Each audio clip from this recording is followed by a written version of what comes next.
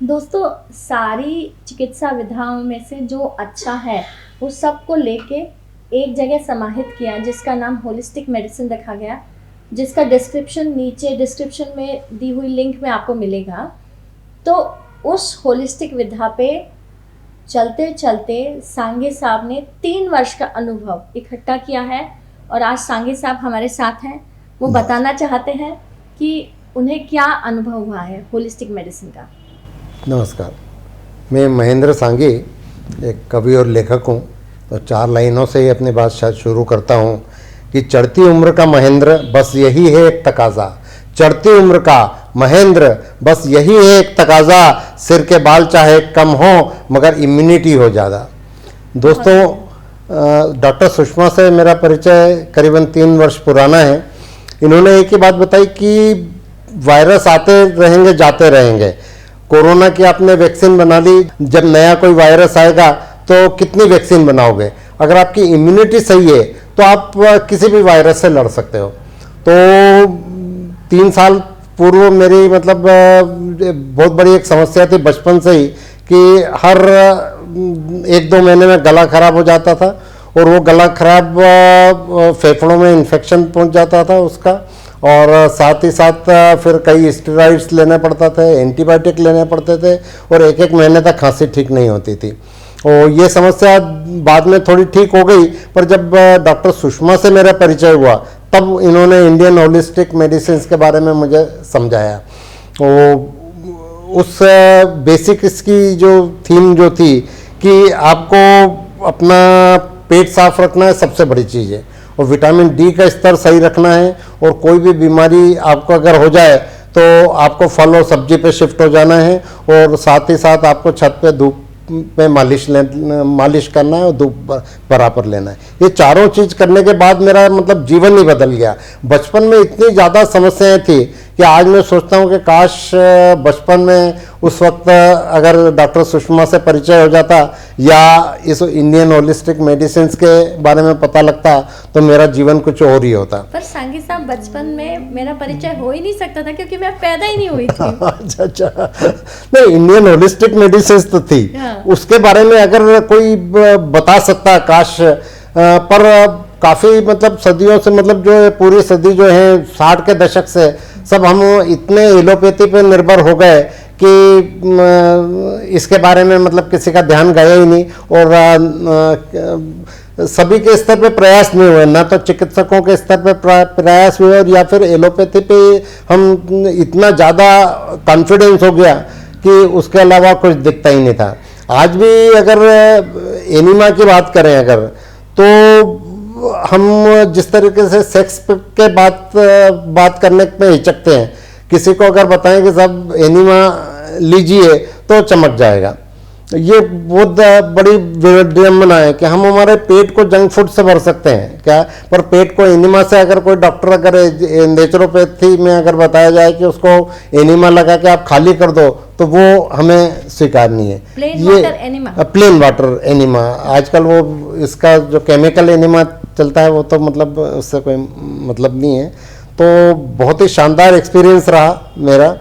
और रात को भी आज कभी भी अगर मेरे को खराश हो जाती है तो एक तो क्या है, इससे डिले नहीं करना है, खराश से शुरू होता है और रात को भी खराश हो जाती है तो आधी रात को उठ के मैं गरारे कर लेता हूँ और एनीमा ले लेता हूँ और भाप ले लेता हूँ, सुबह मेरी प्रॉब्लम खत्म हो जाती है। बहुत बढ़िया। एक और मेरे मित्र डॉक्टर ऋतुराज टोंगिया हैं, उन्होंने मुझे बताया था कि गर्म पानी के कुल्ले आप ठंडे पानी से भी कर सकते हैं। तो आप किसी ढाबे पे जा रहे हैं मान लो, और ढाबे पे कचौरी खाई आपने, और आप वहाँ तो गर्म पानी कहाँ लाओगे, आप ठंडे पानी में नमक डाल के आप कुल्ले कर लें। इससे भी मेरे गले में बहुत मतलब परेशानी मेरी कम हो गई थी।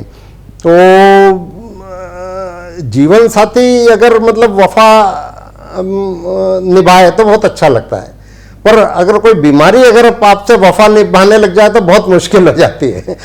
तो जब से इंडियन होलिस्टिक मेडिसिन की और ये जो 3-4 फार्मूले आपने जो बताए, इसको अपनाने के बाद मतलब मेरी बीमारी मतलब जो मेरे से बेवफा हो गई। जिंदगी बहुत अच्छी गुजर रही है। 70 साल की एज है पर फिटनेस ये बहुत बढ़िया है, इम्यूनिटी बहुत बढ़िया है कि लोग तारीफ करते नहीं आगाते हैं। तो आप 70 साल के हैं और आपको माइल्ड डायबिटीज भी है, तो आपको जब कोरोना आया था तो आपको क्या अनुभव हुआ था? कोरोना में एक दिन बुखार आया, पता ही नहीं लगा कि कोरोना है और उसके बाद में 1 महीने के बाद किसी ने बताया कि साहब वो हींग की खुशबू नहीं आती, इसका मतलब कोरोना हुआ था। तो पता लगा कि हींग की खुशबू नहीं आ रही थी, तब मुझे पता लगा कि कोरोना आ के निकल गया।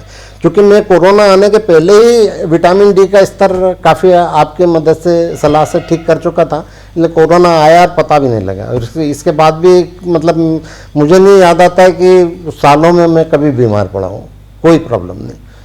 एज बेस्ड घुटने वगैरह का कुछ दर्द वगैरह होते हैं, वो भी आपने आकाओ के पत्ते अगर बांधने का बोल दिया तो वो भी दर्द आज होता है, आकाओ के पत्ते बांध लेते हैं और दूसरे दिन ठीक हो जाता है। तो मैं दर्शकों से ये कहना चाहती हूँ कि हर भारतीय के घर में नेचुरोपैथी का और आयुर्वेद का बेसिक ज्ञान होना बहुत ज़रूरी है। देखिए, हर विधा ज़रूरी है, हम किसी भी विधा को नकारेंगे नहीं। एलोपैथी इमरजेंसी में बहुत ज़रूरी है, बहुत फ़ायदे कारक है, पर जब हम हर दिन का जो जीवन जी रहे हैं उसमें नेचुरोपैथी आयुर्वेद बहुत ज़रूरी है और उसका सिर्फ बेसिक्स चाहिए, दवाइयाँ नहीं चाहिए। और सबसे इम्पॉर्टेंट साइकोलॉजी भी है। हम घर परिवार में रहकर एक दूसरे से अगर लड़ते रहें, झगड़ते रहें, मन मुटाव रहे, तो वो बीमारियों का भी बहुत बड़ा कारण बन जाता है। तो हम ये समझें कि हम प्रेम भाव से सबसे कैसे रह सकें, उसमें भी बीमारियां बहुत कम होंगी। हाँ, अपने इमोशन कंट्रोल का जो बताया था उससे भी बहुत लाभ हुआ है। एक जरा से इमोशनल जब मैं हो जाता हूँ तो तुरंत गला खराब होता है। मेरे एक मित्र डॉक्टर हैं, उनसे जब मैंने एनीमा की बात की तो उन्होंने कहा कि आप प्राकृतिक जो है वो तरीका क्यों अपनाना है, बंदर क्या एनीमा लगाता है? आप क्या कहेंगे इस बारे में? तो देखिए, चलो हम बंदर को स्टडी करते हैं, साइंटिफिकली स्टडी करते हैं। बंदर क्या करता है? कपड़े नहीं पहनता, सुबह से शाम तक धूप लेता है, जीवन भर पैदा होते से ही धूप लेता है। दूसरा, वो इतना शारीरिक व्यायाम करता है, एक पेड़ की डंगाल से दूसरे पेड़ की डंगाल तक, वो शारीरिक व्यायाम। तीसरा, वो 95% कच्चा खाना खाता है। चौथा आश्चर्य तो मेरे को इस बात का लगता है कि मैंने गिलोय के पत्ते के बारे में जाना 52 साल की उम्र में। हर बंदर शुरू से ही जानता है कि उसको कौन से पत्ते खाने, कौन से नहीं। मैं आपको एक कहानी सुनाती हूँ कि मेरे एक पेशेंट रहते हैं रतलाम में, उनके यहाँ बड़ी सी गिलोय की बेल है घर के सामने। बंदर की टोली आती है, उनको सिर्फ वो पत्ते ही खाना है और किसी पत्तों को हाथ नहीं लगाते, और वो गिलोय के पत्ते खाकर चले जाते हैं। देखिए कितना ज़्यादा उनको मतलब प्राकृतिक नॉलेज है, और उसके कारण उनको घुटने नहीं दुखते, उनका व्यायाम जीवन भर रहता है, तो उनका पेट साफ होता है, तो उन्हें एनिमा की ज़रूरत नहीं। अगर हम भी ऐसा जीवन जिए जो 100% प्राकृतिक हो तो हमें भी एनिमा की ज़रूरत नहीं। पर हम नेचर से, नॉर्मल पॉइंट से इतना दूर आ गए हैं, तो हमें नेचुरोपैथी का एनिमा में परहेज बिल्कुल नहीं करना चाहिए, क्योंकि उसमें क्या होता है, सिर्फ पानी अंदर जाता है, पानी बाहर आता है, हमारा डाइजेस्टिव सिस्टम क्लीन हो जाता है। जैसे आपने बोला कि हम जंक फूड खाने में बिल्कुल परहेज नहीं करते हैं, पर एनिमा लगाने में परहेज करते हैं। हम एंटीबायोटिक्स खाने में परहेज नहीं करते, स्टेरॉइड खाने में परहेज, पर हम एनिमा से डरते हैं। तो डरना किसी और चीज़ से चाहिए, हम डर रहे हैं किसी और चीज़ से।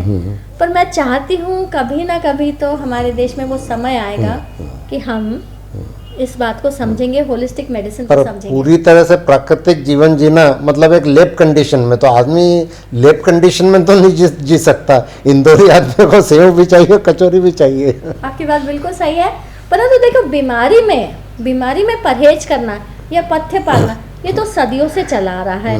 और मेरे अनुभव में ये है कि सिर्फ परहेज करके, पथ्य करके ही इंसान 90% ठीक हो जाता है। पर जब आप स्वस्थ हैं तो मैं भी आपको कहूँगी कि 1 महीने में 2 दिन आप अपने मन की कचौरी, समोसे, सेव, पानी पूरी और जो भी खाना है खा सकते हैं। पर जो 28 दिन आप बहुत नियम से चलेंगे तो शरीर संभला हुआ ही रहेगा। अंत में मैं एक बात और मतलब अपने दर्शकों के लिए भी कहना चाहता हूँ कि अगर कोई नेचुरोपैथी अपना रहा है, दूसरों का पेट दुखने लगता है कि यार ये एलोपैथी छोड़ के ये क्यों अपना रहा है, तो अगर कोई ये कोशिश कर रहा है तो उसको बढ़ावा मिलना चाहिए, या इसका नेचुरोपैथी का प्रचार और ज़्यादा होना चाहिए। हाँ, तो मैं वापस आपको ये कहूँगी कि सभी विधाओं को समान सम्मान मिलना चाहिए। जहाँ एलोपैथी इमरजेंसी में बहुत ज़रूरी है, खान पान में आयुर्वेद का बहुत बड़ा रोल है, और लाइफस्टाइल और पेट साफ करने में नेचुरोपैथी का बहुत रोल है, साइकोलॉजी इज़ इक्वली इम्पॉर्टेंट। तो हम किसी भी विधा को कम या ज़्यादा नहीं समझ रहे हैं, सबको एक बराबर का सम्मान है। हाँ, सर्जरी में तो खैर एलोपैथी नंबर 1 है। यस, और सारी इमरजेंसी कंडीशंस में भी एलोपैथी बहुत अच्छी है।